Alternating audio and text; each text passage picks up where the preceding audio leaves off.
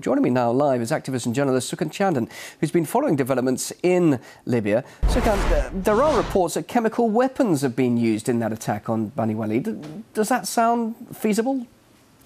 Well, I think you and your colleagues at Russia Today, I too am getting innumerable actually reports from residents of Bani Walid that indeed the so-called non-government, they call themselves a state, but obviously it's not a state, it's 400 militias conducting mob rule across Libya, are sieging Bani Walid at the moment, including with Grad rockets and with chemical weapons. You know, at a time when Human Rights Watch and Amnesty, the very organizations that gave the human rights cover for all the atrocities in the Libya conflict, have suddenly stated that the rebels killed around over 60 of Gaddafi's convoy a year ago, nearly to the day, and executed Gaddafi himself. Well, of course they did, because it was all over YouTube from the very first day of the Libyan rebellion, the atrocities of the rebels.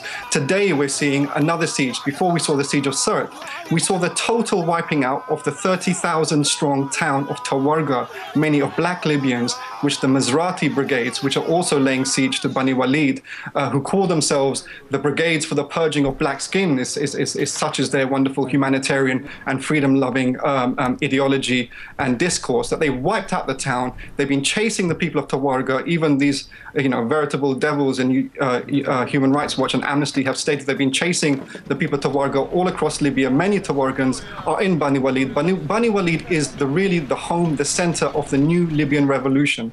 And Mr. Al-Jadal, who is actually a representative to the United Nations of the current Libyan junta, has just been sacked because he said, aren't the people of Bani Walid civilians too? Why isn't the United Nations putting in 1973 resolution in this situation?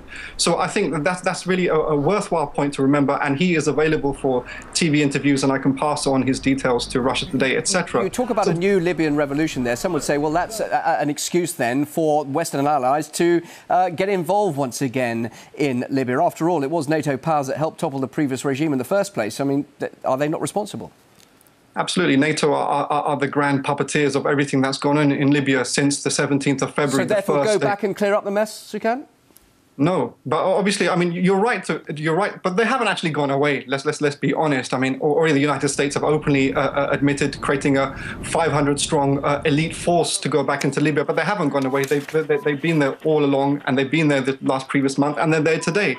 They are the facilitators and the puppeteers of what's going on. That is a danger, but at the moment, the people of Bani Walid are in celebration, because the reports I'm getting, these are unverified, obviously, but the reports I'm getting is about 100 NTC militiamen have been killed and 80 have surrendered. I've just received the YouTube footage from Bani Walid this evening where the residents are in actual celebration that they're resisting. Remember, Bani Walid is its people are very strong. They resisted the Italians. They were some of the most famous resistors of the Italian colonialists before the Second World War. So they're not going to be any pushover. Bani Walid has become the center of resistance, and its strength is continuing. Okay, so, just very briefly, push for time.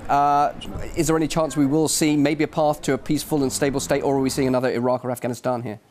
No, there's no sign for any stability yet. That what we're seeing is more trauma and devastation and resistance to that. And anyone who believes in the resistance of Guernica, anyone who believes in any progressive internationalism, should come to the defense of the people of Bani Walid. Why aren't people doing that? Raise your voices, people, and really, let's advocate for the rights of the people of Libya against this whole traumatic mess. Activist and journalist Sukan Chandan, thank you very much indeed for joining us live there in London.